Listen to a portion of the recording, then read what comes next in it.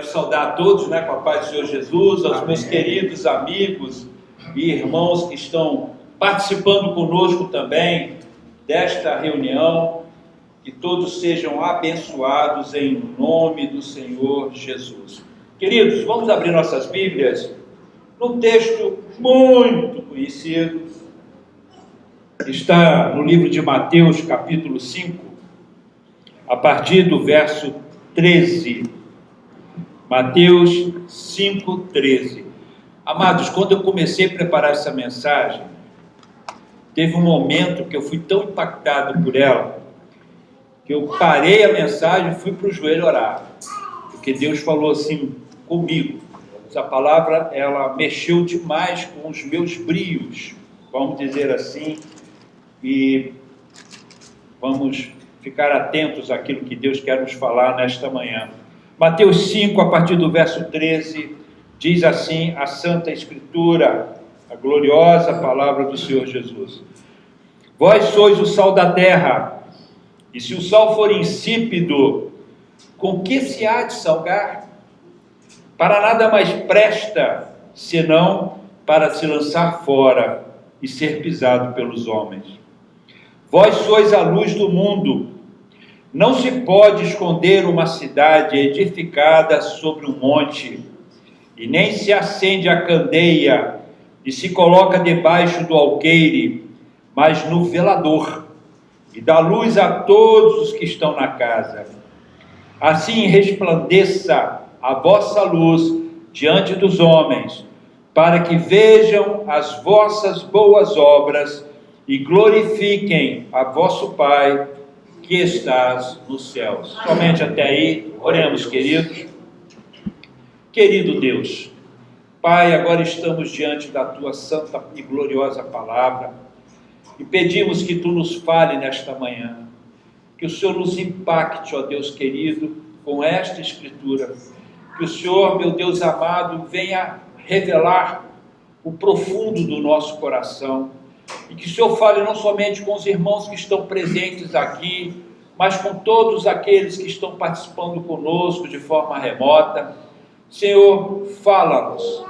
Pai, fala-nos a Tua vontade, para que possamos obedecer-te, ó Deus. Os dias estão difíceis, complicados, e precisamos tanto, meu Deus, da Tua luz em nós, tanto, ó Deus querido, da Tua sabedoria em nós, para sabermos como proceder nestes dias. Ajuda-nos nisso, Senhor. Sê comigo, Pai, que vou aqui dissertar sobre esse texto. Sê misericordioso comigo, Deus. E mais uma vez eu te peço, não deixe que eu atrapalhe a ação do Teu Espírito Santo nesta hora, pois em nome de Jesus eu oro. Amém. Amados, podemos sentar. Queridos, um texto bem conhecido. Nós já ouvimos assim zilhões de pregações sobre esse tema. E a ideia aqui hoje, queridos, é caminhar uma segunda milha com vocês. Tá? É tentar, vamos dizer assim, ver o que Jesus mais está falando nesse texto. Então nós conhecemos bem as propriedades do sal na culinária, como um mineral que participa de funções vitais para o bom funcionamento do nosso organismo e que fornecem, indiscutivelmente, uma propriedade conservadora de alimentos. No passado não tinha geladeira, então eles conservavam os alimentos, a carne principalmente, com o sal. Mas, como eu falei agora há pouco, eu quero andar uma milha a mais, parafraseando Jesus. Eu quero caminhar mais 1 quilômetro com vocês, dentro desse texto, pegando uma amplitude maior, e tentando entender exatamente o que estava na mente de Jesus quando ele proferiu essa exortação para todos nós. Para isso, vamos entender um pouco melhor, a importância do sal. né? Todo mundo sabe, isso já é notório, já é de conhecimento de todos, que a palavra salário, né, ela tem como origem, lá do latim, o termo salarium argentum, que quer dizer pagamento com sal, que consistia na utilização do sal para o pagamento de serviços prestados, isso lá na Roma Antiga, tá? O sal era tão valioso que se pagava com sal, por isso a origem da palavra salário. O sal foi durante muito tempo uma moeda e mercadoria de difícil obtenção, e principalmente no interior do continente europeu, uma das suas principais utilizações era na conservação de alimentos.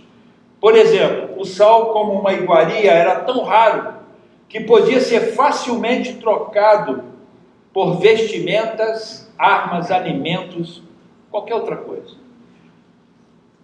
Lá em Esdras, no capítulo 4, verso 14, nós vamos ter uma noção disso que nós estamos falando aqui, tá?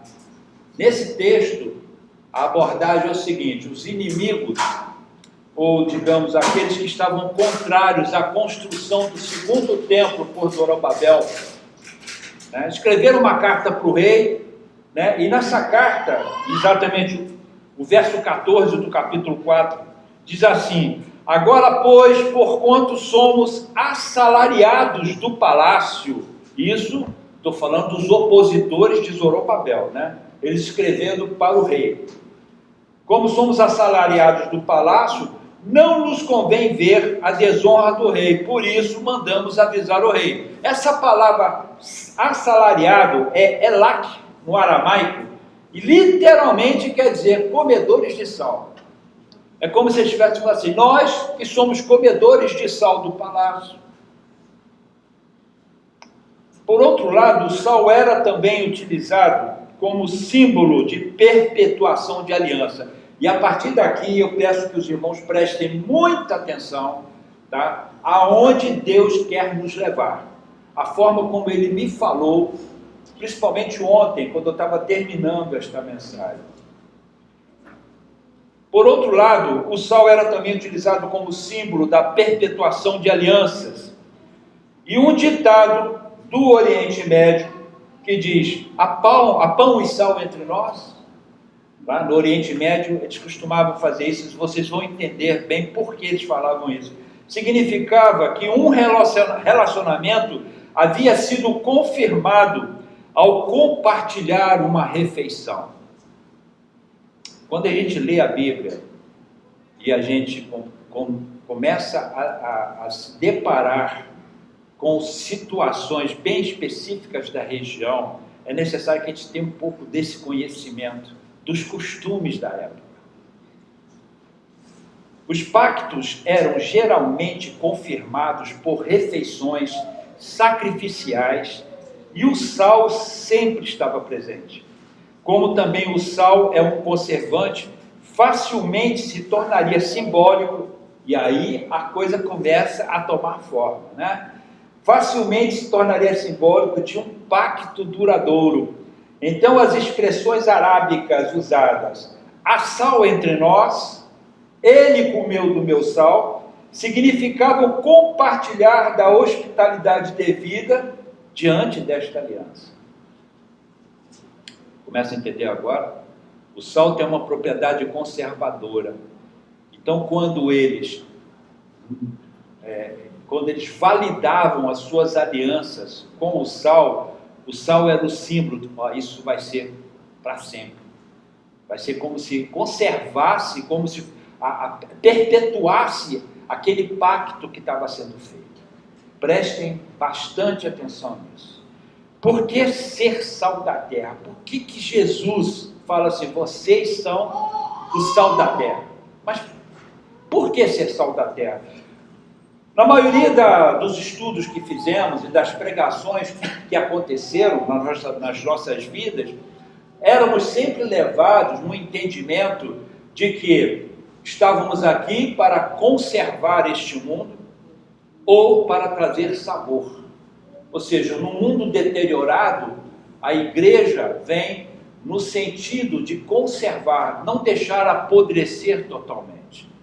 Ou em um mundo que possui um sabor completamente equivocado, errado, né? um sabor não muito bom, a igreja traz um sabor mais agradável. Tá? Então, a ideia sempre foi essa. Porém, o Senhor começa a me falar de uma outra maneira sobre esse mesmo tema.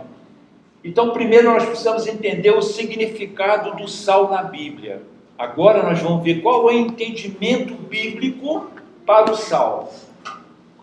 O sal simbolizava a vida e a natureza duradoura da aliança. Então, já começa a puxar esse costume oriental, porque é importante que nós venhamos a entender que muitos dos aspectos bíblicos são baseados em costumes que já existiam.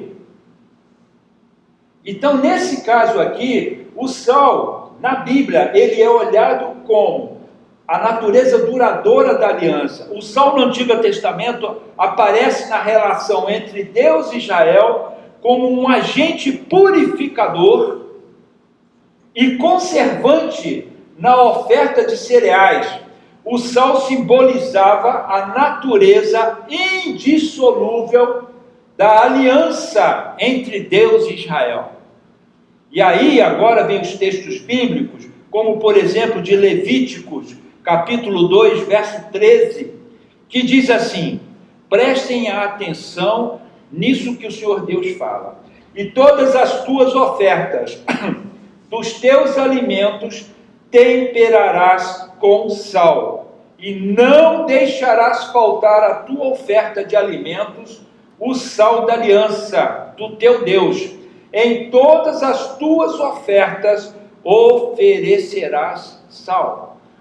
Deus dando ordem para o povo que nenhuma das ofertas trazidas a ele deveriam ser sem sal. Todas elas deveriam ter sal.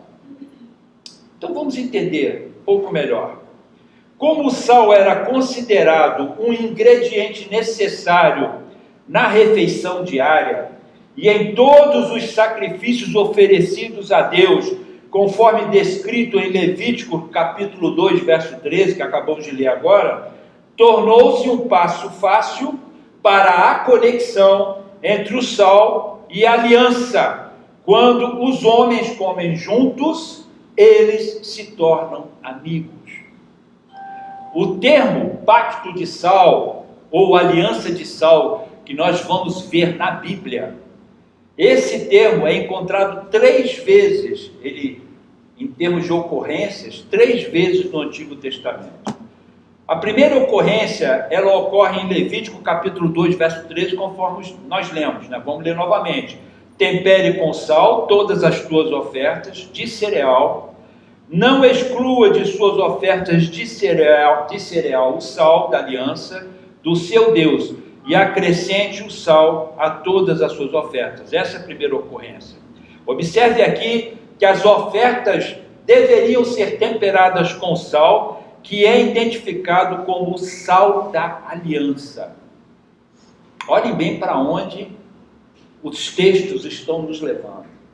A segunda ocorrência, ela está em Números, capítulo 18, verso 19, que diz assim: todas as ofertas alçadas das coisas santas que os filhos de Israel oferecerem ao Senhor, tenho dado a ti e teus filhos e tuas filhas contigo, por estatuto perpétuo, aliança perpétua de sal.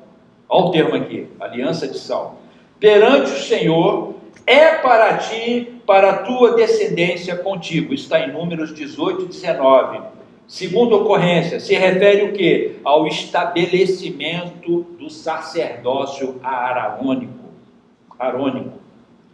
A terceira ocorrência no Antigo Testamento se encontra em 2 Crônicas, capítulo 13, verso 5, que diz assim: porventura não vos convém saber que o Senhor Deus de Israel deu para sempre a Davi a soberania sobre Israel, a ela e a seus filhos por um pacto de sal? Deus perguntando. E aqui nesse verso vemos uma referência ao estabelecimento da dinastia davídica, né? Veio através de Davi, perpetuando através de Jesus. Esses 3 textos nos transmitem a ideia de um acordo de mão dupla, cuja a inviolabilidade era simbolizada pelo sal, um pacto inviolável que não poderia ser quebrado. Entendem agora como a coisa já começa a tomar uma forma totalmente diferente? Mas vamos continuar, tem mais coisa por aí. À luz dessas concepções, a observação de nosso Senhor se torna mais significativa lá em Marcos 9,50, quando Jesus diz assim: tenha sal em si mesmos e esteja em paz uns com os outros. A ordem de Jesus é: tenha sal em você mesmo. Vejamos agora o que Deus fala sobre o pacto que tem com o seu povo. Nós lemos em Gênesis, capítulo 17, dos versos 7, verso 7 e o verso 9 apenas. Diz assim: e estabelecerei a minha aliança entre mim e ti, e a tua descendência depois de ti, em suas gerações, por aliança perpétua, para te ser por ti, para ser a ti por Deus, e a tua descendência depois de ti. Disse mais Deus a Abraão: tu, porém, guardarás a minha aliança, tu e a tua descendência depois de ti, nas suas gerações. Nós lemos aqui em Êxodo, capítulo 19, versos 5 e 6, uma outra exortação. Agora, pois, se diligentemente ouvirdes a minha voz e guardardes a minha aliança, então sereis a minha propriedade peculiar dentre todos os povos, porque toda a terra é minha, e vós me sereis um reino de sacerdotes e povo santo. Estas são as palavras que falarás aos filhos de Israel. Outra exortação: não quebrarei a minha aliança. Está em Salmo 89, de 34 a 37. Não quebrarei a minha aliança, não alterarei o que saiu dos meus lábios. Uma vez jurei pela minha santidade, que não mentirei a Davi. A sua semente durará para sempre, e o seu trono como o sol diante de mim. Será estabelecido para sempre como a lua, e como uma testemunha fiel no céu. Percebem a força do pacto de Deus conosco, a aliança que Ele tem conosco, e o sal, ele traz essa simbologia da perpetuação dessa aliança. Ela é inviolável, ela não é quebrada de forma alguma. Vão acompanhando. Gente, eu comecei a tremer nas bases, eu tive que ir para o joelho para orar. Vocês vão entender por quê. Outra, Isaías 54:10, porque os montes se retirarão e os outeiros serão abalados, porém a minha benignidade não se apartará de ti, e a aliança da minha paz não mudará, diz o Senhor, que se compadece de ti. O que Deus está dizendo aqui é que os montes podem se derreter, a terra pode se transtornar, mas a aliança dele permanece conosco, não muda, não altera, não se quebra.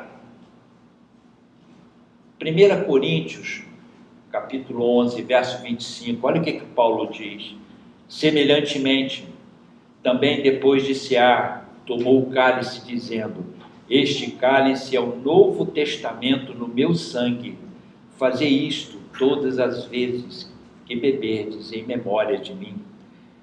este é um testamento no meu sangue, é a aliança, uma nova aliança que eu tenho com vocês, uma aliança maior, como nos foi ensinado aqui na Escola Bíblica Dominical. Hebreus 8:6, nós já estudamos.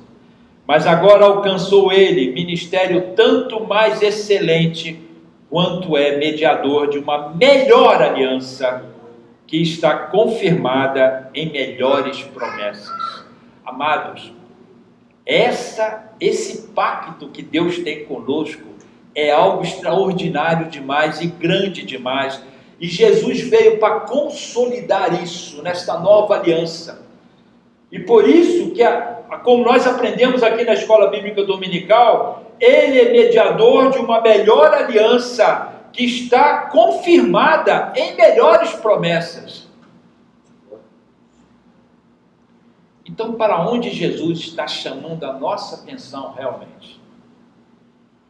Além do que nós já aprendemos, que é válido, que o sal foi feito para conservar os alimentos, e nós estamos aqui para, de certa forma, trazermos, não deixarmos esse mundo apodrecer, né? Ou para darmos algum sabor.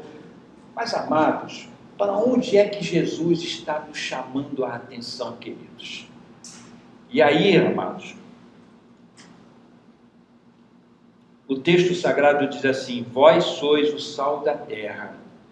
E se o sal for insípido, com que se há de salgar? Para nada mais presta, senão para se lançar fora e ser pisado pelos homens. Eu comecei a meditar nisso, e o Senhor começou a falar sério comigo, porque Jesus chama a atenção, meus amados, para a qualidade deste sal. É a qualidade do sal. Ele está nos apontando uma direção. Nesta exortação, Jesus usa o termo moraino, tá? Um termo grego, traduzido como insípido, para nos mostrar quando o sal perde a sua força e sabor, ou seja, o sal perde sua importância, o seu objetivo. E no contexto, Jesus não exalta a importância do sal, mas ele fala da tragédia dele perder o seu princípio ativo. E também aponta qual o destino deste sal, que é ser lançado fora e ser pisado pelos homens.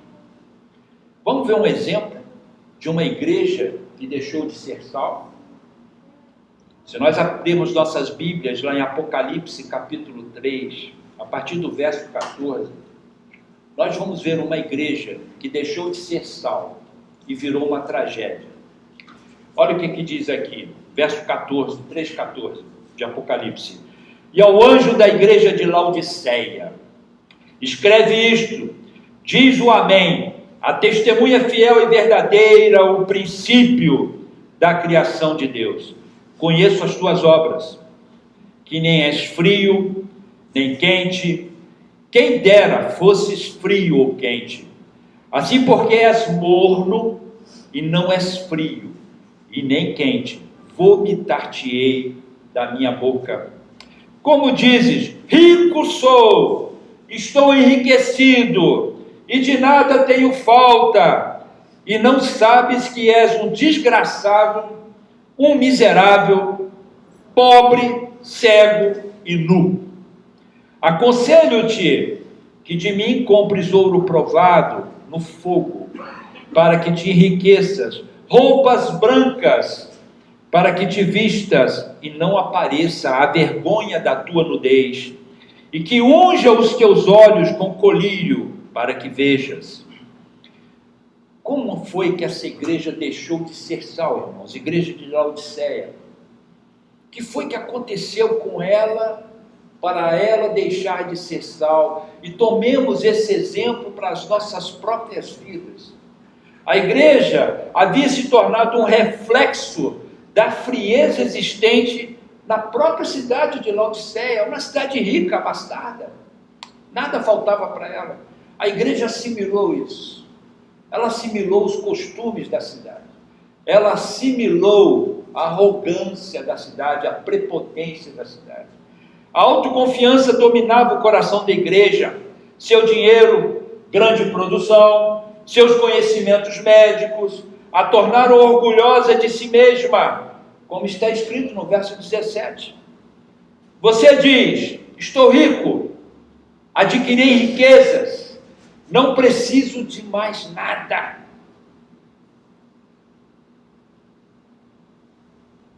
Reconhece, porém, que é miserável, digno de compaixão, pobre, cego e que está nu. É esse orgulho que fez com que a igreja de Laodiceia deixasse Jesus do lado de fora, irmãos. A igreja deixou Jesus do lado de fora. E isso está no próprio texto. No texto, capítulo 3, lá no verso 20, o que nós lemos lá? Eis que estou à porta e bato. Se alguém ouvir a minha voz e abrir a porta, entrarei em sua casa e com ele cearei e ele comigo. Uma igreja que deixou Jesus de fora porque deixou de ser sal, deixou de cumprir o seu objetivo. As pessoas que ali estavam deixaram de ser sal, achavam que eram suficientes em si mesmos. Eu posso responder pela minha própria vida, eu tenho condições de me dirigir, eu não preciso de ninguém, eu não preciso de conselho de ninguém. Bíblia? Para que Bíblia? Eu sou um cara inteligente, eu sou uma pessoa inteligente, eu posso tomar minhas próprias decisões sem ter o conselho de Deus na minha vida. Deixaram de ser sal, tornaram-se insípidos. E aí Jesus olha para eles e diz: olha, você não é quente nem é frio. Antes você fosse um ou outro, porque já estaria definido. Mas porque você é morno, está me dando ânsia de vômito. E eu estou a ponto de vomitar você da minha boca. Foi essa igreja e foi esse povo que pegou Jesus e deixou do lado de fora de suas portas. E aí ele precisa bater na porta. Jesus ainda insiste com pessoas assim. Aí qual é o conselho que Jesus dá? Né? Qual é o conselho que Jesus dá a eles? Ele diz assim: adquiram de mim rápido, urgente, ouro provado pelo fogo. Salmo 19, a partir do verso 9, diz assim: os preceitos do Senhor são retos e alegram o coração.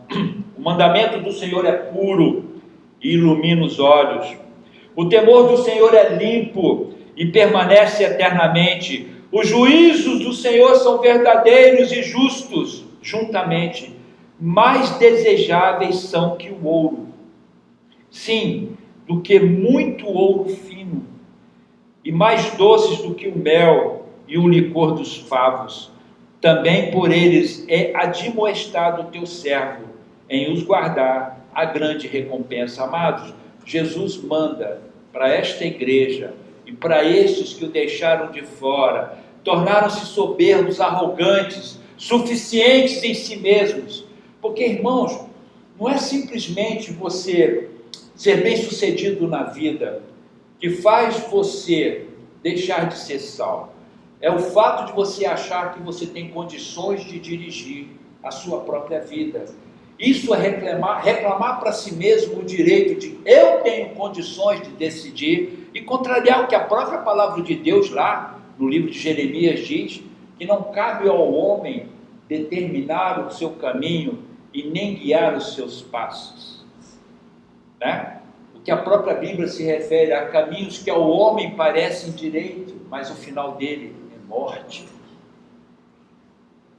Quando começamos a agir nessa perspectiva, deixamos de ser sal.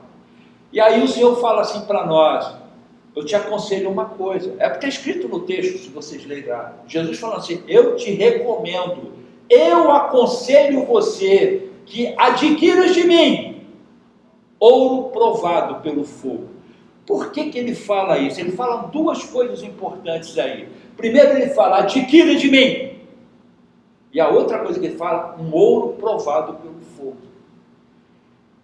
Jesus, da mesma maneira, no mesmo texto, ele fala de uma procedência única e de uma autenticação, algo autenticado, não forjado, não fraudado, né? Algo que vem de uma origem correta, certa, mas que ao mesmo tempo é autenticada, dizendo, isso aqui é genuíno, isso aqui é verdadeiro. Adquira de Jesus o conhecimento necessário para você saber como se dirigir na sua vida. Ele é a fonte de todo o nosso ensino. Jesus é a fonte de todo o nosso ensino. É Ele que nos conduz pelo caminho certo. E a certeza disso é a própria autenticação do Espírito Santo que Ele dá a essa palavra, irmãos. Adquira o ouro provado pelo fogo, mas Ele manda, adquira isso de mim. Mas Ele dá outras recomendações. Ele fala de roupas brancas.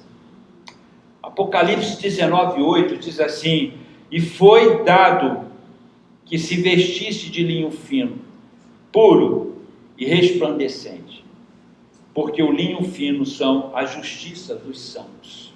Amados, em Eclesiastes 9:8 diz assim, em todo tempo sejam alvas as tuas roupas, e nunca falte o óleo sobre a tua cabeça. Queridos, a nossa justiça, ela vem de Deus.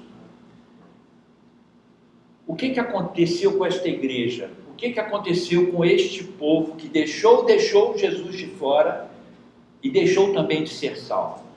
Começaram a justificar a si mesmos. Eu sou suficiente, eu posso fazer melhor, eu posso fazer tão igual quanto, eu posso resolver isso, eu posso aquilo. E Jesus fala, camarada, você não percebe que você é pobre, cego e nu?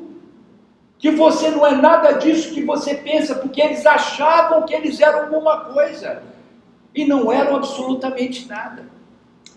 Quantos de nós, irmão, achamos que somos alguma coisa, ou que podemos fazer algo? Nos esquecemos que nós somos completamente dependentes de Deus em tudo. Não há nada nesta vida, nada, absolutamente nada na nossa existência, que nós possamos reclamar o direito sobre, de dizer que somos e podemos fazer algo. Então, todas as vezes que você tomar uma decisão na sua vida, sem consultar o Altíssimo, sem perguntar a Ele, Senhor, é isso mesmo? Eu devo fazer assim? É este o caminho? É esta a direção que eu devo tomar? Todas as vezes que nos atrevermos a agir desta maneira, estamos agindo como Laodiceia agiu, deixando Jesus de fora, batendo na porta, e a partir daí, irmãos, deixamos de ser salvos. E aí estamos correndo um risco muito sério. Por isso essa mensagem, ela é extremamente importante para nós. E quando Jesus fala isso, sejam sal neste mundo, e vocês vão entender um pouco melhor mais para frente da mensagem, é isso que o Senhor está ampliando a nossa visão. Ele fala, ei, eu tenho um pacto de sal contigo. Nós temos uma aliança de sal. A nossa aliança é perpétua. Essa via de duas mãos, esse acordo tem lá e cá. Não quebre a sua parte. Não faça e não haja de forma errada, equivocada, achando que você pode fazer qualquer negócio. Roupas brancas. As nossas justiças, a justiça do santo, ela vem através do sangue de Jesus. Vem através do sacrifício dele na cruz. E na ceia, todas as vezes que pegamos aquele cálice, é para nos lembrar desta aliança, desse pacto que nós temos com o Eterno, e que muitas das vezes nós desprezamos, e foi isso que começou a me chocar, foi isso que me fez cair de joelhos e pedir perdão a Deus. Não é porque eu sou melhor do que ninguém aqui, não, mas Deus me tocou profundamente ontem, quando eu estava lendo esse texto. Mas Jesus manda também, olha, é Jesus falando, eu te recomendo. Jesus está divertindo. Você me deixou do lado de fora. Você está quebrando a sua parte no acordo. E Então eu te recomendo, olha só, preste atenção, compre ouro puro, ouro genuíno, provado pelo fogo, mas compra de mim. Pegue as vestes brancas que eu vou te dar. E agora, por último, tome colírios para os teus olhos. Por quê? 2 Coríntios 4,4 diz assim: nos quais o Deus deste século cegou os entendimentos dos incrédulos, para que lhes não resplandeça a luz do Evangelho, da glória de Cristo, que é a imagem de Deus. O diabo está ativo e operante nesse planeta. A Bíblia diz que ele é o Deus, com D minúsculo, deste século. E ele está pronto a nos cegar, a desviar a nossa atenção. Aqui fala de cegar os incrédulos. Na realidade, cegar os incautos, aqueles que não prestam atenção, não estão nem aí, não se importam com essas advertências todas que a palavra de Deus nos traz. Pois a Bíblia diz, ele cega, ele desvia a tua atenção, ele diz que você pode alguma coisa. As expressões aliança de sal e pacto de sal tinham então dois objetivos principais: enfatizar que esse pacto era duradouro e perpétuo, e que era uma aliança de fidelidade e de amizade. Gente, quando Deus firmou essa aliança conosco através de Jesus Cristo, ele fez uma aliança de fidelidade, algo que ele falou assim: eu quero você, eu quero comer junto com você. Olhem agora para os costumes antigos lá do Oriente, quando eles celebravam aquela comunhão com sal, para dizer assim: eu quero participar de tudo isso junto contigo, eu quero participar da tua vida, eu quero que você participe da minha glória. Jesus fez um pacto de amizade conosco. E aí, queridos, nós vamos para o texto, novamente, o texto que nós lemos, que ele fala sobre sermos luz, né? No Mateus 5,14 diz assim: vós sois a luz do mundo. Não se pode esconder uma cidade edificada sobre um monte, e nem se acende a candeia e se coloca debaixo do alqueire, mas no velador, e dá luz a todos que estão na casa. Assim resplandeça a vossa luz diante dos homens, para que vejam as boas obras, as vossas boas obras, e glorifiquem o vosso Pai que está nos céus. Amém. Preste atenção nisso. A impressão que eu tenho aqui quando eu leio esse texto é a seguinte: primeiro, que nós só poderemos ser luz se primeiro nós formos sal. Jesus não colocou essa ordem no texto de bobeira. Ela não é aleatória. Se você olhar o texto, isso é vívido, é forte na tua frente. Primeiro você tem que ser sal, para depois você ser luz. Não tem como você brilhar se a tua aliança com Deus está violada, ou quando não existe, ou existe uma aliança meia boca, meia sola, se é que isso existe. Eu acho que não existe. Então só podemos ser luz se primeiro nós formos sal. Ou seja, assim como o sal precisa ser intenso e forte, e para cumprir o seu papel, nós cristãos precisamos ser intensos e fortes para com o nosso Deus. A relação é exatamente essa. O sal não é poderoso para conservar, para não deixar degradar o alimento? O sal não é poderoso quando ele traz sabor para o alimento? O sal não é usado como símbolo de perpetuação, né? Em uma aliança formada? Não é assim que ele é considerado? Então, da mesma forma que ele traz toda essa intensidade, da mesma forma temos que ser intensos com Deus nesta aliança. É a mesma relação. Só podemos ser luz, amados. Não se enganem, só podemos brilhar a partir do momento que essa aliança está muito bem consolidada e muito bem estabelecida. A intensidade da nossa luz preste atenção nisso, a intensidade de nossa luz é diretamente proporcional à força do nosso sal. Quando Deus me deu isso, aí eu tremi.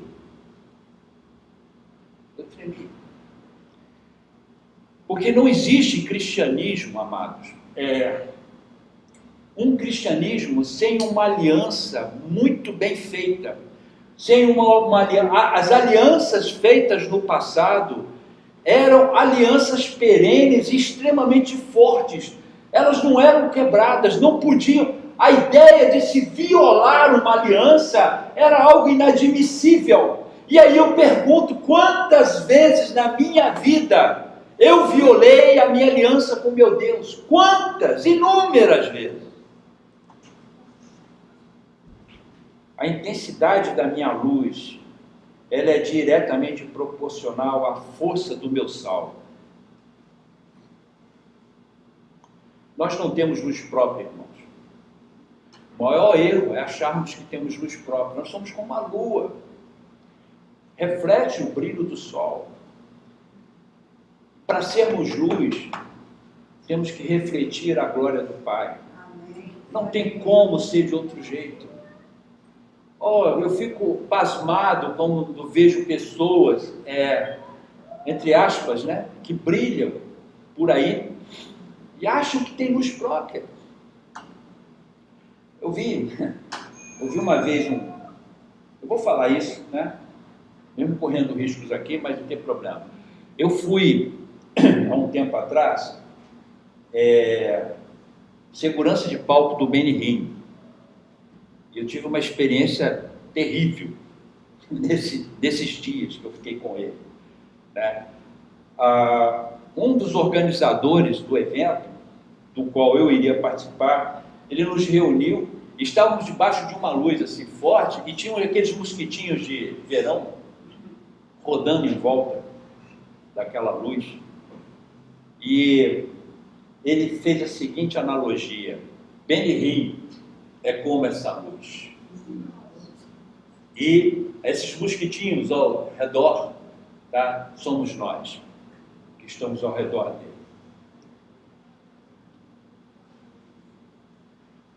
Não se espantem, queridos.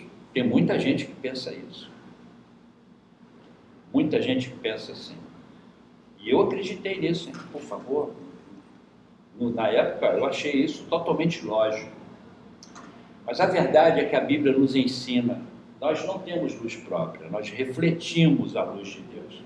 E isso está bem escancarado, né? Lá em João capítulo 8, verso 12, que a Bíblia, a gente tem que olhar para a palavra, é o texto para nós, está escrito lá. Falou-lhes, pois, Jesus outra vez, dizendo: eu sou a luz do mundo, quem me segue não andará em trevas, mas terá a luz da vida.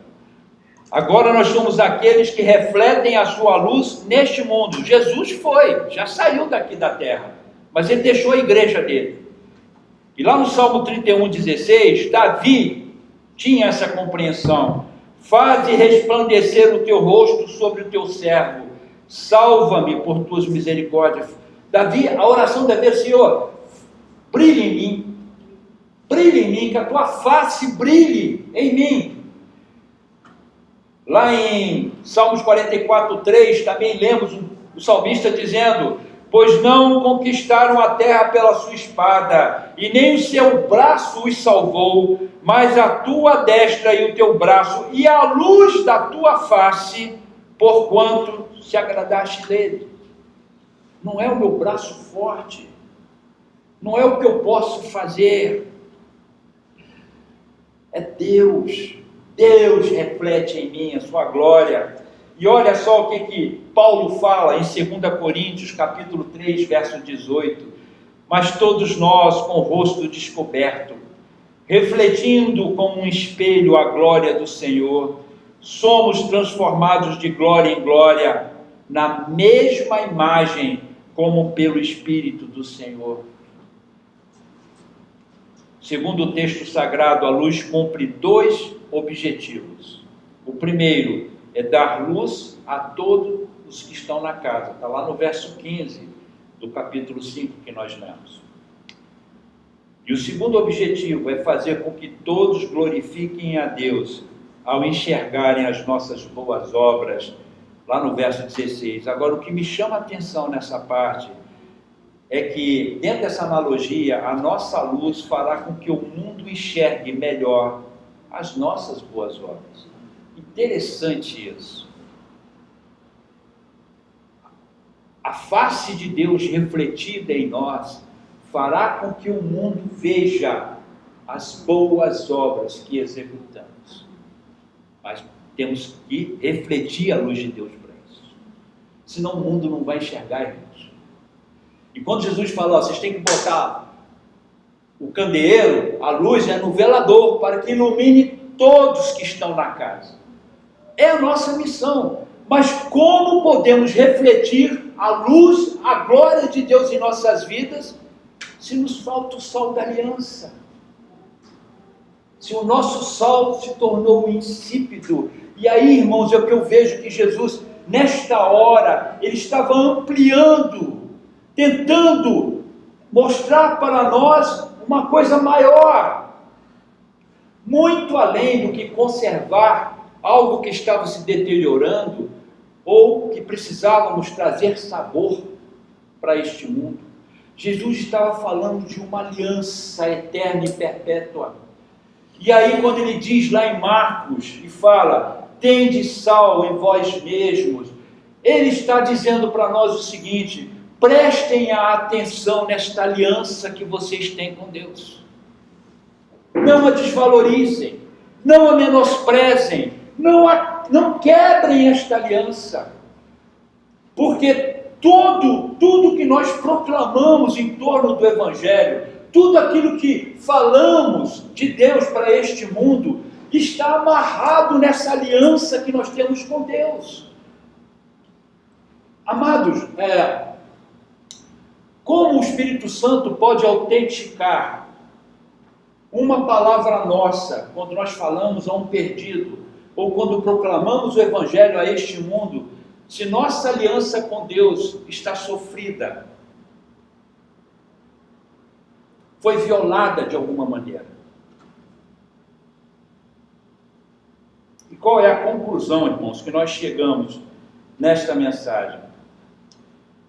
2 Samuel 23:5 diz assim: eis como Deus agiu com a minha família, concluiu comigo uma aliança perpétua, estabelecida, preste atenção, isso aqui é uma outra uma tradução que eu achei muito interessante, tá? Ele diz assim: uma aliança perpétua estabelecida em regras que a defendem. Deixa eu fazer uma pausa aqui. Há um tempo atrás o Carlos trouxe uma mensagem aqui, da qual nunca mais me esqueci. Quando ele fala o seguinte, ele dizia assim: nosso Deus é um Deus de princípios. Existem princípios estabelecidos. Nesta aliança que nós temos com Deus, existem regras muito bem definidas que defendem essa aliança. Ela não pode ser feita do nosso jeito.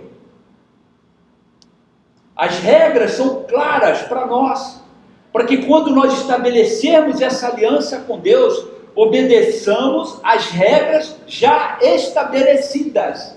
Não é eu chegar no meio do caminho e tentar mudar a regra e dizer, não, vou fazer desse jeito aqui. Irmãos, prestem atenção nisso. Quebrou o princípio, vai bater com a cara na parede. Não tem outra alternativa.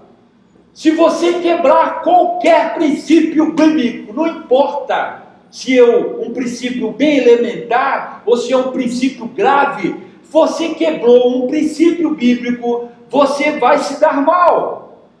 É o que a palavra de Deus nos adverte. A aliança que nós temos com Deus é uma aliança que possui regras definidas que a defendem. Porque quando chegarmos diante de Deus reclamando para Ele, mas Senhor, não deu certo isso na minha vida. Deus, mas o que aconteceu? que as coisas não estão dando certo para mim. Deus vai olhar para você, vamos para o nosso contrato. Vamos lá para as cláusulas contratuais, que foram muito bem explicadas para você. Existem cláusulas contratuais que defendem essa aliança. E é que 2 Samuel 23:5 fala. Porque, continuando, uma aliança perpétua, estabelecida em regras que a defendem, e ele que faz com que todos os meus... Aí olha só como é que termina o texto. Olha como é que o texto termina. E é ele que faz com que todos os meus triunfos e todos os meus desejos tenham sucesso. Quando? Quando eu cumpro as regras dessa aliança.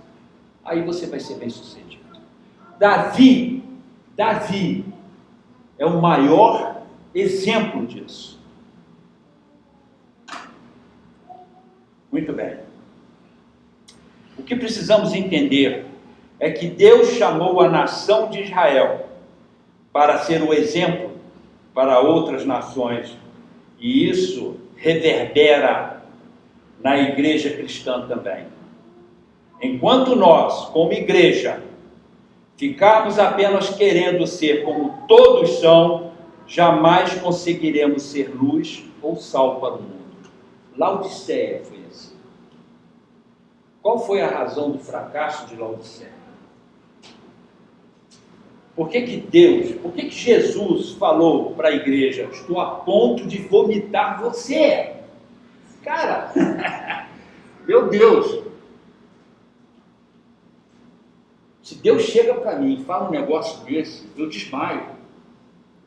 Eu desmaio porque isso é sério demais. Quando ele diz assim: eu preferiria que você fosse morno, ou preferiria que você fosse quente, ou fosse frio, mas morno, você me dá náuseas. Morno, você me dá náuseas. Laodiceia deixou Jesus de fora, deixou de ser sal. E aí Jesus vem e diz assim: quando o sal se torna sem sabor, quando ele se torna insípido, para que ele serve? Ele tem que ser jogado fora e ser pisado pelos homens. É o destino deste sal, não serve mais para nada. Não altera mais nada. E Jesus, mais uma vez, vou falar desse texto em Marcos 9,50, se eu não me engano. Quando ele diz assim: tendes sal em vós mesmos. Mantenham essa aliança viva. Não façam as coisas da forma como vocês acham que devem fazer. O nosso contrato tem cláusulas que defendem a nossa aliança. E Deus sempre cumpre a parte dele. Sempre. Quem descumpre, quem quebra o contrato, sempre somos nós. Por isso que Jesus chama a atenção para este problema, quando deixamos de ser sal, quando nos tornamos insípidos, porque isso aconteceu com uma igreja inteira. E existem milhares de outras igrejas neste mundo, no mesmo caminho.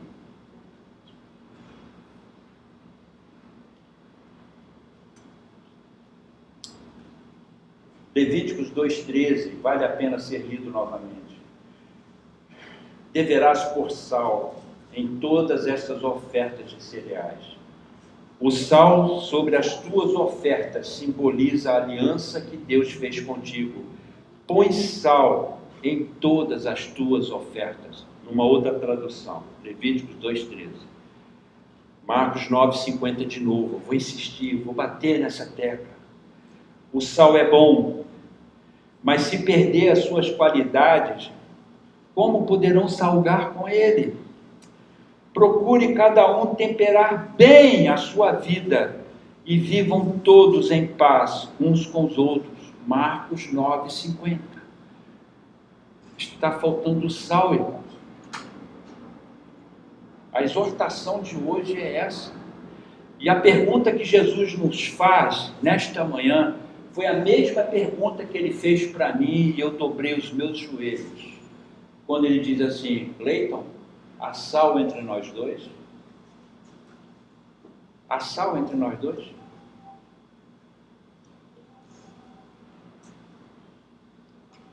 Espero, queridos, que essa palavra venha impactar cada um aqui. Impactar os nossos amigos e irmãos que estão nos vendo também pela internet. Não deixe faltar sal na tua vida. Não permita que isso aconteça. O sal da aliança. O sal da aliança. Você tem um pacto de sal com Deus. Não quebre isso por nada desse mundo. Por nada. Nada, marido, mulher, filho, não importa qual seja o motivo, você não pode violar esta aliança que tu tem com o teu Deus. Não pode, nenhum de nós podemos fazer isso. Porque isso, fazendo isso, nós colocamos Jesus de fora. Ok? É muito, eu acho esse quadro louvável, beleza, não tenho nada contra, mas é muito mais grave do que aquela figurinha. Aqui está o teu coração, tem um trono nele, aqui está a cruz de Jesus, mas logo depois a cruz sai e entra o seu eu e fica ali. É muito mais grave do que isso, irmãos. Jesus não fica do teu lado, contemplando o teu eu no trono. Não é isso, ele fica do lado de fora da porta, e ele fica batendo, insistindo, dizendo para você: ei, esse lugar é meu. Esse lugar pertence a mim, e não a você. Mas por que Jesus faz isso? Porque é prerrogativa dele? Claro que é. Mas a preocupação de Jesus é muito mais além. A gente tem que entender, procurar conhecer a mente de Deus. Deus se preocupa comigo. E quando eu estabeleço no trono o meu eu, a minha vontade, tá? Eu estou correndo riscos sérios. E a Bíblia diz que esse risco é de morte. Não é um risquinho qualquer, não. Risco de morte, e você vai para o inferno. Esse que é o ponto. E aí Jesus fica lá na porta do lado de fora: ei, abra logo. Não demores para abrir essa porta. Eis que estou à porta e bato. Por conta disso, irmãos. Porque ele se preocupa conosco. Não é porque ele quer sentar no trono e ficar lá Não, é porque ele tem essa preocupação e ele sabe o risco que nós estamos correndo. Amados, essa palavra, tá? Ela é vital para as nossas vidas. Porque a igreja hoje deixou de ser sal na terra. E em consequência disso também não brilha mais. Porque não reflete mais a glória de Deus. A igreja de Laodiceia do passado está firme nos nossos dias hoje. Igrejas que se ufanam, que têm tudo, mas são pobres, são cegas e estão nuas. Os seus membros estão nus. A Bíblia diz, Jesus fala: você é um desgraçado. É o que está na palavra. Isso é sério, irmãos. Deixaram de ser sal.